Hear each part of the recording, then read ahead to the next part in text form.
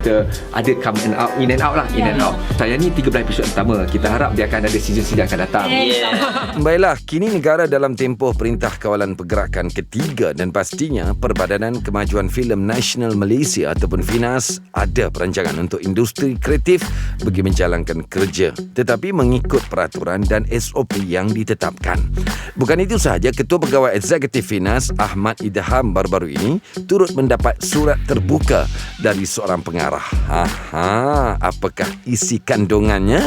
Jom kita dengarkan penjelasan Ahmad Idham. PKP 3 ni satu lagi cabaran kita hadapi kerana baru-baru ni kita sedia maklum bahawa MPN telah mengetatkan lagi PKP ini dengan hanya penggambaran di studio yang berdaftar saja dibenarkan. FINAS punya side kita bersyukur kerana sekurang-kurangnya tidak ditutup terus. Cuma skala itu dikecilkan hanya boleh di studio berdaftar. So on FINAS punya side kita akan terus support, beri SPP khas untuk pada mereka yang nak buat penggambaran, dan kita juga sokong dengan KN punya announcement itu kerana kita merasakan dengan kes yang tinggi hari ini wajar untuk kita perketatkan lagi dan kita perkemaskan lagi penguatkuasaan kita dan juga kita memastikan SOP-SOP itu akan diikuti dengan lebih serius, menunjukkan bahawa industri kreatif juga support the government inisiatif untuk kita putuskan rantaian virus ni. Ada juga yang kita dengar Ahmad Idham sendiri menerima surat terbuka dari seorang pengarah, katanya penolakan untuk beliau membuat filem kenegaraan. Jadi Ahmad Idham sendiri jelaskanlah tentang isu ini, antara kenapa ditolak. Penolakan satu proposal tu bukanlah benda yang luar biasa, perkara itu biasa sebab kita setiap kali dana yang kita buka tu ramai yang akan masuk. Kita punya kota-kota ataupun kita punya hard ceiling yang perlu kita kecapi. Jadi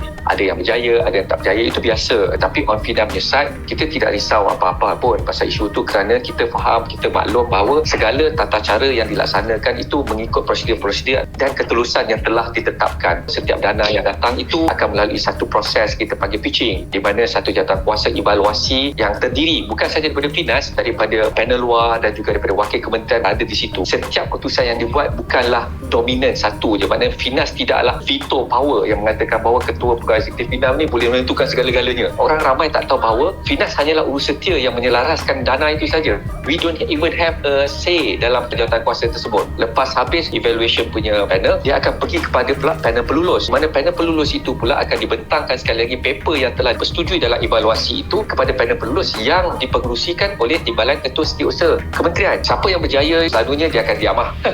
Siapa yang tak biasa itu akan bising lah. Tapi saya tak salahkan mereka kerana semua orang nak peluang yang ada. Doesn't mean that kalau you gagal dalam pitching kali ini, you tak boleh mohon lagi kerana dana FINAS sentiasa akan keluar. Cuma ketika dan saat itu mungkin proposal itu tidak sesuai. Jadi kita tidak boleh ambil proposal yang tersesuai ketika itu kerana dia akan bercanggah dengan kita punya perancangan. Detailing tu tak bolehlah saya expose kan kerana sebagai penjawat awam, kita tertakluk kepada non-disclosure punya agreement NDA. Jadi kita tidak boleh sewenang-wenang dan bercerita pada orang, kalau orang petikan kenapa dan kita bagi tahu kenapa dia tak tu, dan kita tak boleh aibkan orang juga disebabkan proposal dia mungkin tidak bagus sebab tu ditolak. Kalau rasa tak tahu dia punya detailing, boleh saja hantar surat secara official kepada FINAS, mungkin buat satu perjumpaan dengan FINAS untuk kita berjumpa. Ramai lagi producer yang mana kita tolak dan datang balik ke FINAS bertanya kenapa, dan dengan cara yang lebih bertamadun lah kan, yang lebih profesional. Hari ini saya nampak bahawa generasi baru dalam industri kreatif ini, mereka punya tahap intellectuality itu lebih tinggi. Sebab itu kalau kita tengok kebanyakan dana-dana yang ada hari ini mulai dirasai oleh golongan-golongan baru, pembikin filem muda. Jadi ada juga pihak mengatakan kononnya keputusan permohonan tersebut kenapa perlunya ada campur tangan daripada Ketua Pegawai Eksekutif FINAS. Seperti mana saya kata, dalam sebarang dana dalam FINAS tidak pernah ada satu keputusan dibuat oleh FINAS kerana ia ada panel. FINAS adalah urus setia yang menyelaraskan dan menyelenggarakan dana-dana tersebut, sehingga kan di pihak pelulus pun saya bukan yang menjadi pengerusinya pun. Saya tak duduk pun dalam jawatankuasa pelulus tu. Tak mana yang mengatakan bahawa, sebab tu kata tuduhan-tuduhan itu mungkin boleh mislead pemikiran orang. Pengerusi saya tak mengeluarkan kenyataan yang begitu konkret. I leave as it is because bagi saya, macam saya kata, we have to move on. Gagal hari ini tak semestinya gagal selama-lamanya. Pengerusi pernah kata, kalau kata you rasa tak dapat, lepas ni hang on lagi. Kita pun kena faham sesebuah grant tu bukanlah hanya hak individu. Ramai orang lain juga harus diberi peluang. Mana-mana yang pernah merasai atau menikmati grant-grant daripada FINAS, I think it's high time also kita give other people a chance. Kerana as a government, kita tidak boleh dilihat hanya satu orang harus dominasi sesuatu grant itu di dalam FINAS, kerana grant itu adalah hak milik rakyat Malaysia. Everybody has to be given a fair chance, to be given fair opportunities, benefit from government grant.